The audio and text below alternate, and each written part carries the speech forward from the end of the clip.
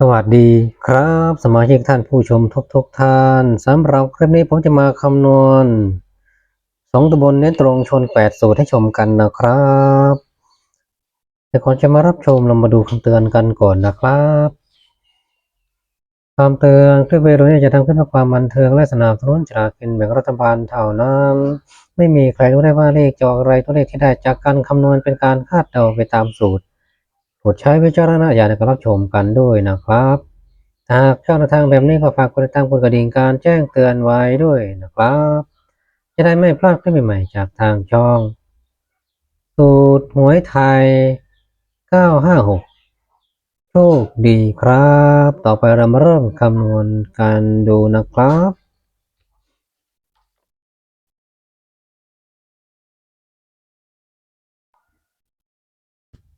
8สูตรนี้นะครับ8สูตรนี้เนาะ8สูตรนี้มาจากสูตรไหนนะครับมาจากสูตร A6 กับ B6 นะครับหลัก10ใช้เป็น A6 หลักหน่วย A6 บวก B6 รวมกันนะครับ A6 3สูตรนี้คือหลัก10ใช้สูตร A6 ทั้ง3สูตรนะครับหลักหน่วยจะเป็น A6 กับ B6 รวมกันนะครับเนาะ5บวก3จึงเป็น8ถ้า8สูตรไม่หลุดก็จะได้ตัวนั่นเองนะครับรวมแล้วหลัก10 3สูตรนั่นเองรวม5สูตรเป็น8สูตรนั่นเองนะครับที่มาของตัวเลขหลัก10ใช้หลัก10 A6 ทั้ง3สูตรนะครับตั้งชื่อสูตรคือสูตร A6 เนาะสูตรนี้วันที่แล้วเข้ามาทั้ง3สูตรนะครับ555ออก52นั่นเองนะครับวันนี้ก็ได้2 3 5 6 7 9คือตัวนี้8 9 0 1 2 4ก็คือตัวนี้นั่นเอง2 3ก็4 6 7 8 9 0นั่นเองนะครับนี่นะครับเองวันที่แล้วเข้าอยู่ต้องเลือกอะไรนะแล้วเข้า52แล้วนี่วันที่แล้วเลือก A6 เนาะ AP ที่7เนาะ A6 A6 ใช้1กับ2เนาะหลัก10เข้ามา5เองทางหน่วยใช้1กับ3มา52เองเข้า52นะครับเน้นตรงเองนั่นเองนะครับใครเลือกสูตรนี้ไปใช้ก็ยินดีด้วยนะครับแต่วันนี้เลือกรวมเนาะนั่นเองใช้3สูตรเลยคนที่แล้วเลือกมา1กับ2นี่นะไม่มั่นใจสูตรนี้แต่เขาก็มาอยู่เนาะเลือก2สูตรนี้ไปใช้งานนะเข้าทั้ง3สูตรเลยวันนี้วัดไปที่3สูตรนี้นะครับ A6 เนาะหลักหน่วยงวดที่แล้วก็เลือก2สูตรนี้ไปใช้งานเนาะเข้าอยู่ในแม่สูตรให้แม่สูตรได้ดูแม่สูตรก่อนเนาะแม่สูตร1 2คือแม่สูตรเนาะ1 2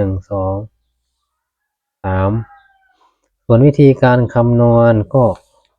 ในพีที่1เนาะในพีที่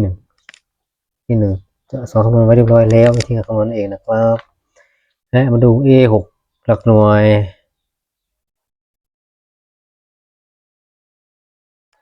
A6 หลักหน่วย1 2 3นี่คือแม่สูตรนะครับวิธีการคำนวณก็อยู่ในดูในพีที่1นะครับจะสอนคำนวณในงวดละ1 AP นั่นเองนะครับเนาะเองคำนวณนี่คือสูตร1 2 3แม่อันนี้แม่สูตรผลยังคำนวณก็15งวดบวกก็หมายถึง15งวดผ่านแล้วนะครับนี่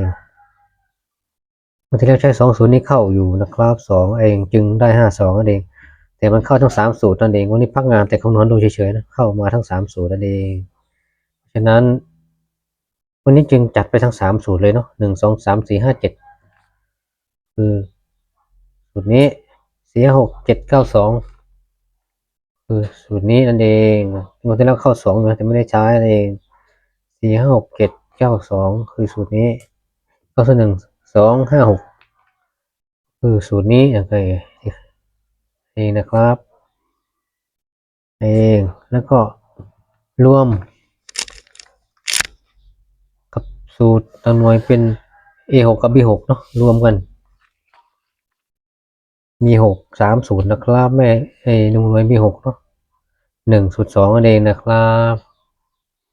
3อยู่ด้านล่างนะหน่วย B6 ผลจากการคำนวณนะครับก็เดินดีเดินยาวแต่ละสูตรหลุด1สูตรหลุด1สูตรผมก็เลือกถูกอยู่เนาะเลือก2สูตรนี้เองเลือกถูกอยู่ชุด B6 นั่นเองวันที่แล้วแยกเนาะชุด B กับ A แยกวันนี้เอารวมเลยเลือกถูกอยู่หลัก10เรื่องมวยเลือกถูกไม่มั่นใจสูตรนี้คาดว่าจะมาหลัก10มาจริงเลยหลัก10มันมาเหมือนกับสูตรนี้เลยนะ10หลุดจากหน่วยมา10มันเอง9อันนี้ก็หลุดจากหน่วยมา10คือ9เองวันนี้หลุดจากหน่วยมา10คือ5เองนะครับอันนี้คิดว่าแล้วมันจะมาหลัก10มาจริงด้วยนะมา2 0นี่จริงนะเองนะครับก็คือ3 4 5 9 0 1เนาะ3 4 5 9 0 1คือตัวนี้จะไป9034คือตัวนี้นั่นเองนะครับเองคือตัวนี้ในส่วนนี้หลุดก็พักงานก่อนนะครับพักงานดูก่อนถ้าเดินค่อยใช้งานนะหรือจะใช้งานก็ได้บวกเพิ่มก็ใช้งานได้นั่นเองนะครับบวก2เข้าไปก็ใช้งานได้นอน0 บวก 2ก็ได้2เองถ้า3 บวก 2ก็จะเป็น5เองถ้าเราไม่ใช้งานเนาะแต่ว่าผมไม่ได้ใช้งานเนาะเพราะมันเยอะแล้วเนาะเอาแค่นี้เอาสูตรที่มันเดินมา1 2 3 4 5เข้ามาทั้งหมดแล้วนั่นเองแต่ละสูตรคือเดินผ่านมาเรื่องหมดแล้วทั้งนั้นนะเอามาเทียบชนใช้งานนะแต่จะเดินต่อครบทุกสูตรหรือไม่รู้นะถ้าโดนครบทั้ง8สูตรแล้วก็ได้ตัวเลยจะได้น้อยตัวนั่นเองนะครับถ้าเทียบชนเยอะสูตรมันก็จะได้น้อยชุดนั่นเองเหมือนกับว่าดวงไปเลยนะถ้าชนเยอะเนาะนั่นเองถ้าใช้สูตรเดียวมันก็36 ชุดตรงนั่นเองนะครับแต่ถ้าใช้ชนกันเยอะมันก็จะเหลือน้อยชุดนั่นเองนะครับวิธีการใช้งานเนาะเยอะแต่ไม่ได้ใช้ทั้งหมดเนาะแต่ไม่ใช่ทั้งหมดหลัก10พักงานก่อน10 B6หลุดงวดที่แล้วเลยไม่ได้ตัวได้เฉพาะหลักหน่วยเนาะนั่นเองเป็น B หลุดทั้ง2สูตรพร้อมกันเลยนะครับ B6เนาะมา5นะเองหลุดพร้อมกันนี่คำนวณไว้เฉยๆดูถ้ามันเดินต่อแล้วค่อยนำมาใช้ก็ได้งวดเฉลี่ยงวดหน้าค่อยนำมาใช้ต่อนั่นเองถ้าหลุด2งวดติดก็ยกเลิกใช้งานไปนั่นเองนะครับในสูตร B6 นะครับทีนี้ก็จะได้ตามนี้เนาะเมื่อพิจารณาเนาะวัดดวงมาที่3สูตรนี้นั่นเองนะครับ0ในชน3สูตรเนาะ0จะชนอยู่ที่9ชนอยู่ที่3สูตรเนาะ9หลัก10 9ชนเด่นหลัก10 3สูตรเด้ง2สูตรจะมี0 2 4 6เอ๊ะ0มี2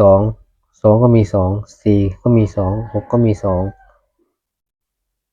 7มี1 2 7อยู่ตรงนี้นี่หว่า7มี1 2 7มี2สูตรนะครับ7มี2สูตรนี่8มี1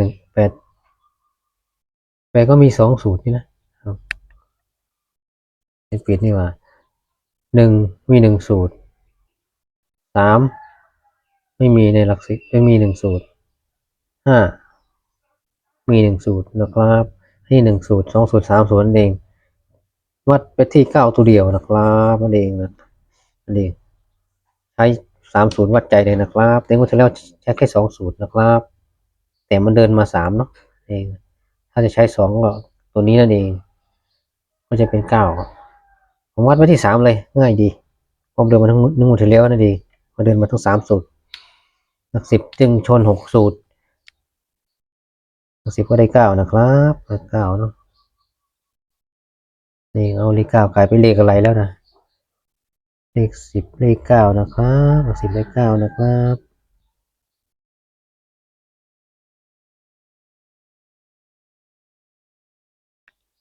ไปคิดมากลายเป็นตัวอะไรเลข1ไทยแล้วเนาะนี่10เลข9หลักหน่วยชน6สูตรก็จะมีไม่มี1 2 3 4 5เอา5สูตร5สูตรไม่มีชนถึง5สูตรนะครับมีแค่4สูตรก็จะเป็นหลักเลข4 5สูตรจะเป็น4สูตรจะเป็นเลข5แล้วก็9เนาะ4 5 9 1 2 3 4นะไม่ถึง5นะ4สูตร5จะเป็น4สูตรเหมือนกันเนาะ5มี1 2 3 4ก็ขาดสูตร1เหมือนกัน9ก็จะเป็น4 1 2 3 4ขาดสูตรนี้เหมือนกัน ไม่ถึงห้าสักกับตัวเนาะอันนี้น้อยสุดก็จะแปดไม่น่ามาหลักหน่วยนั่นเองนะครับเนาะแปดไม่น่ามาหลักหน่วยแล้วก็หกไม่น่ามาหลักหน่วยน้อยนั่นเองนะครับหกกับแปดไม่น่ามาหลักหน่วยน้อยสุดนะครับขาดหลักหน่วยก็หกกับแปดออกหรือเด่นสุดเอาว่าดวงไม่ที่เด่นสุดเลยถึงจะไม่ครบห้าสุดก็เด่นสุดสี่ห้าเก้านั่นเองนะครับมันสามสุดเด่นรองมันเยอะหนึ่งสองสามสี่ห้าเองวัดไปที่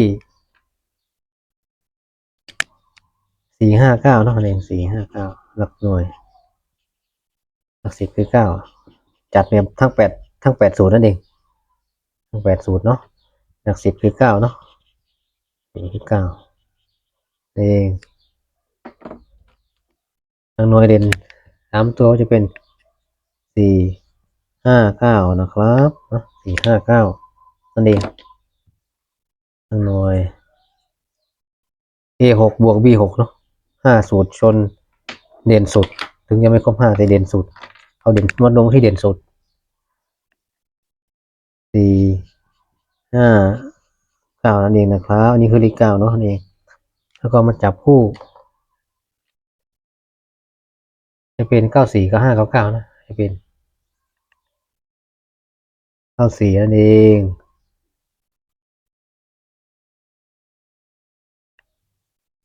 สี่เก้าห้าเก้าเก้านั่นเองนะครับเนาะนี่นี่คือแปดสูตรเนาะชุดสองตัวทั้งวันที่หนึ่งพูดยาวไปเนาะจะพูดใหม่ละจะเป็นจับชุดสองตัวบนแล้วกันนะครับมาพอมันมีล่างเราก็ต้องสมมติเลขท้ายเราหนึ่งเป็นบนแล้วกันเนาะรู้สึกมันยาวไปเนาะเลขท้ายวันที่หนึ่งจากชุดสองตัวบนนะครับชนแปดศูนย์ได้ดังนี้นะครับเนาะอันนี้เก้าสี่กับห้าเก้าเก้าถ้าสูตรไม่หลุดนะครับ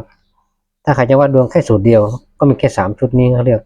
วัดดวงไปเลยนั่นเองนะครับเนาะ